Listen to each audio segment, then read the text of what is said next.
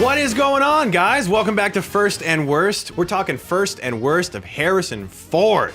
In honor of Force Awakens, we're so excited to see him back as Han Solo. I have today with me the lovely Maude Garrett. Hi, thanks for having me on the show. And I love that you wanted me on the Harrison Ford episode because I've actually tried to remember that that's his name and that it's not Han Solo. So we'll see how this goes. Harrison Ford, brilliant actor. He actually is a great actor. He's not just a cool, fun guy with a scar right here. And a handsome man. And, oh, wow. You're getting a little misty-eyed there. I like Harrison Ford. You know what, though? He was all those things, and then he kind of got a little grumpy. Yeah, he got a little grumbly. Now, we know that that's what's happened because he hasn't shied away from the grumbles. Dad! Damn it! Now listen here. Like, I've interviewed him before, and I was like, please don't wreck my dreams. Like, I love you so much. Just make this the best ever. And it wasn't. I know. And he made it miserable. And I was like, oh, Harrison Ford, damn it. I love the man. He's inspired me a lot in movies he's done. I'm curious, since we're talking firsts here, what is your first movie experience that you can recall, maybe in a theater, or even if it was at home, maybe you popped in a VHS tape, something that let you know, like, okay, movies are something I can get into?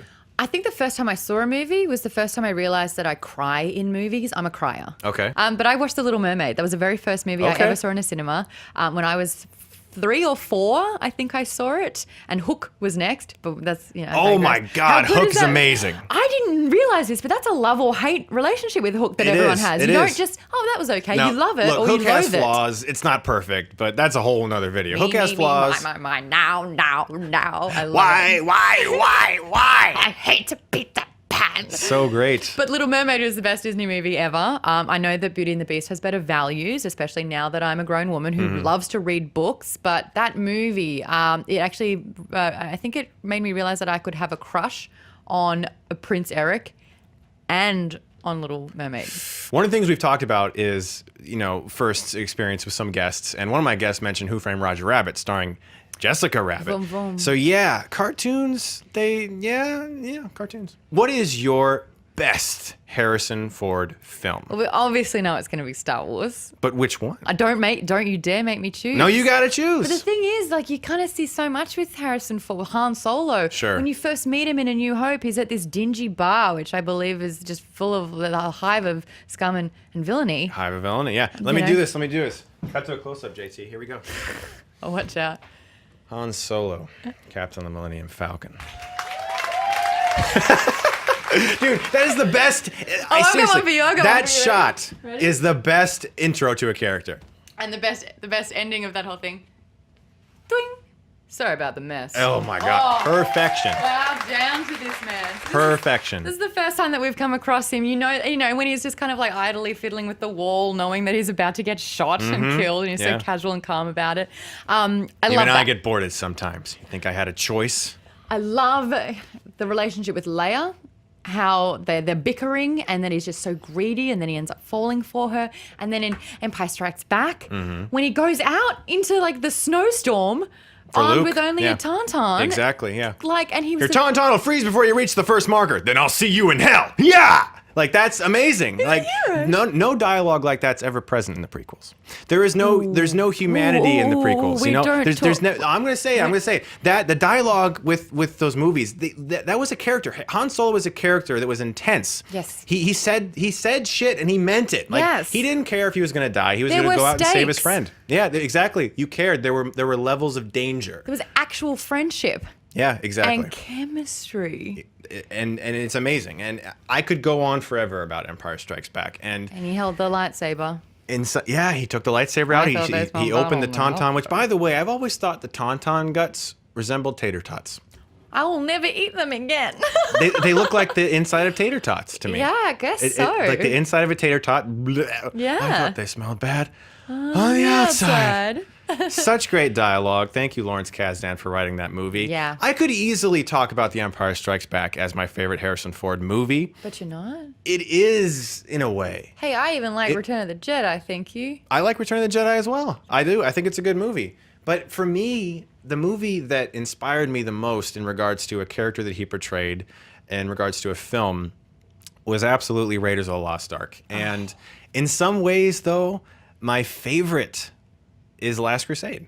And I'm the same. Yeah. I don't know what that is. I think it was because there was a blonde woman in there, and when I was young watching it, I was like, yay, relatable. Elsa Snyder. Yeah. Allison Doody. That was her name. Yeah. Allison Doody. I love Last Like Crusade. duty or duty? Duty. Like oh, sorry, I did a duty. Yeah. Allison Doody. Right. And for some reason, her agent probably was like, you should maybe change that. She's like, no, I'll just keep it. And she never did a movie again. Ooh.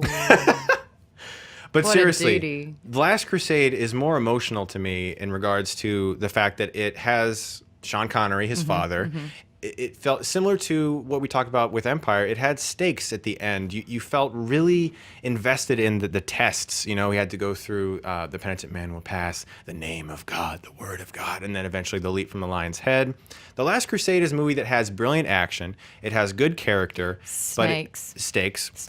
But of course, the snakes. But in Last Crusade, it was more along the lines of rats. Oh, the rats. Yeah. Oh, I miss the snakes. Yeah, Sorry, I'm yeah. Australian. I don't talk about rats. I only talk about snakes. There were rats, Dad. Rats? Oh, I don't like rats. Yeah, no, rats are bad too. But what I love about Last Crusade, as I said, is that it's a movie that feels more as if there's actually something emotionally taking place. Raiders is super fun and awesome, Strong and there's start. lots of action, but there isn't as much of like an emotional pull. When it comes to Last Crusade, there's the connection with his father, and you learn about his past and how when he was a kid, he talks about his mom and how they never had a real connection and stuff. And you're just like, oh my God, I'm seeing behind the mask of Indiana Jones. You're choking up a little bit. As a kid, it meant so much to me, and yes, it made me cry many times thinking about how awesome Indiana Jones is and how much I want to be on a horse fighting Nazis. Who would win, Indiana Jones or Han Solo? See, we've had a movie fight for that, and I've witnessed it live, and there were some interesting things said. A physical brawl, probably Indy. I mean, if Han didn't have his blaster. If it was just a physical brawl, probably Indy. Yeah. But I mean, you're talking about two different time periods here. Yeah. We got future versus old. Yeah. So what do you think? I mean, I like to think that Han Solo got into quite a few bar brawls, but you're right. He would have gone for the blaster instead of throwing the right hook. But Indy would have gone for the revolver as well. Or the whip.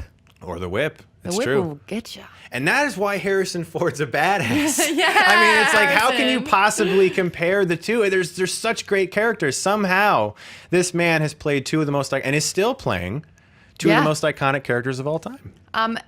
And kind of still did play. I mean, let's not forget there was Yeah, some... let's get into that. We're going to talk about Harrison Ford's worst films now. Now, unfortunately, the man has some. stinkers. The man's got some under his belt, and he won't shy away from telling you.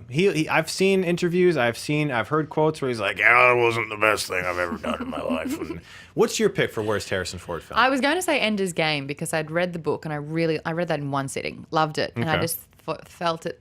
That watching it was just kind of a little empty. The book relied so heavily on exposition and forethought and what's going on in the mind that to portray what Ender was thinking in a look didn't work, even though they tried everything. And Harrison Ford just screamed, "I'm old and I need a paycheck."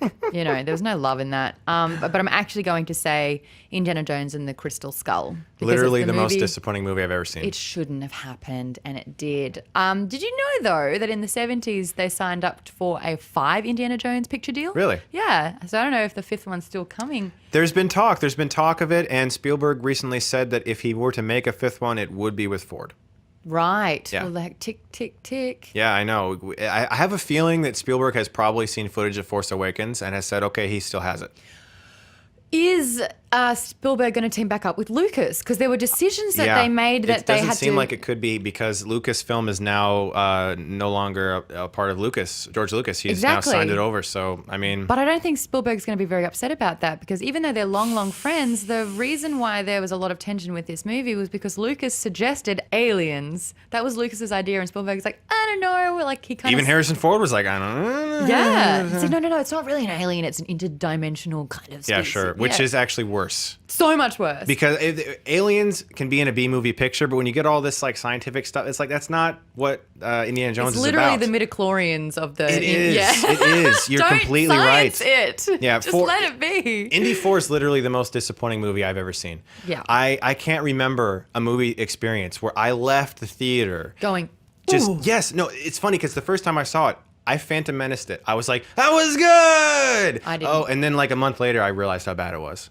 That is called phantom menacing, isn't it? I call it that. I call it phantom menacing. You get excited, and then you're in denial. Yeah. And then eventually you have to just accept it. Yeah. Indy I walked 4, out of that going, I didn't love it. And I love Kate Blanchett, and I love there was a female villain in it. Which is cool. A great idea. Didn't work out. You Bad know script. What? When he hopped into a fridge to survive a nuclear blast, I went, It's funny. Even Spielberg has come out. I recently watched a video with him and John Williams talking about their work, and he was like, I love doing Indiana Jones. You can get away with anything. And then he goes, except. He literally goes, except putting him in a fridge and blasting him out from a nuclear bomb. And he's like, that we went too far with. Because in Temple, Indy gets in a raft that inflates in midair, falling out of a plane, lands on a mountain, goes into a river, and you're like, no. But you're like.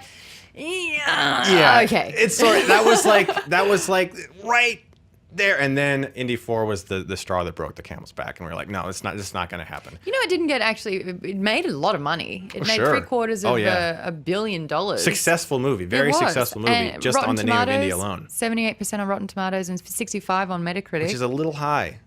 I thought it would be worse because we have just labeled it the biggest disappointment that we had. I think it actually is. The thing is, though, I think it's easy to go into a movie with like mammoth expectations and suddenly be like, okay, this is the worst movie ever made. Indy 4 is not the worst movie ever made. No. It's just the most disappointing movie I've ever seen in my life because I love the others so much. Yeah, that's what it is. And for me, my pick for worst Harrison Ford movie is maybe one that people have already forgotten because it's that bad. You don't look at this movie and say Harrison Ford's the reason this movie's bad, but he is in a movie called Paranoia. Ooh. This movie is starring Liam Hemsworth, and I gotta say, if there's one reason to watch this movie, it's to watch Liam Hemsworth attempt a running chase scene. What happened? I haven't seen. Hey, that's how I run. But you aren't an action star who's male. That's true. Okay, this is not how you run. I have to see the movie now. I remember when it came out. I think I was supposed to do the red carpet or the junket for it, and it just fell through. No. This was the return of Gary Oldman versus Harrison Ford. We saw that in Air Force One, which is a great late 90s action movie. These guys are coming head to head again, and what we got were two old men who were grumbly and didn't want to be there, and Liam Hemsworth in the middle, thinking like, wow, I'm in a movie with Harrison Ford. And then it was directed by the man, I believe, who made Legally Blonde. And it was just a terrible choice of filmmaker for a movie like that. Yeah. And I could have mentioned the Star Wars Holiday Special. I could have mentioned like Random Hearts. He said Hollywood Homicide. I'm zeroing in on Paranoia simply because there is not one redeeming quality I could find when I watched it. Not one. Filled with actors like Gary Oldman and Harrison Ford. Wasted potential. Terrible script. Awful direction. Everything about that movie is ass juice. It's funny because when you were saying Paranoia, I was just like, oh. See? Forgot all about it. And the movie's only 2 years old at this time. Yeah, it came out since I've been living in the States. And I remember going, I haven't seen it. It's like, oh, no. It's not that I haven't gone to see it. It's that I didn't want to see it. And why would you not want to see a movie with Harrison Ford? Gary Oldman. Exactly. Like, I know that he married my second cousin at one stage, and so he's, part of the family. An I still didn't go see personal connection. It. Liam Hemsworth is Australian. Still didn't go see it. Yeah. Han Solo is in it. Didn't go see it. Nah. And you know what? You don't really have to ever. And please don't, because it'll just make you look at him. And they also shaved him, too, like almost bald. They shaved his head, like his hair, like almost Harrison? Yeah. Terrible choice all around. He looked like he was 85 years old. Just an awful, awful, awful movie. Stay away. And that is our episode on Harrison Ford. Wait, what if in 5 or 6 days' time, once we've seen the movie 6 times, what if we change it to the current Star Wars movie as the best or the worst? Don't even talk to me about that. I'm sorry. No, it's going to be good. It's going to be good. I didn't hear a word you just said, actually, on purpose. Yeah, I blocked it out. The best. I meant the best. Yeah, I'm really hoping that that's not the way it is. But guys, thank you so much as always for watching our episode of Harrison Ford. Maude, Garrett, thank you for coming on. You have so much energy. You love Star Wars. You love Harrison Ford. It's so great to have you on. Thank you. Where can they find you? Thank you. You can catch me on SourceFed Nerd. Do videos every single day, especially Sunday. The bloopers are the best ones. And my channel, Geek Bomb, where I talk about what I'm playing, watching, and reading, and doing, and drinking. What?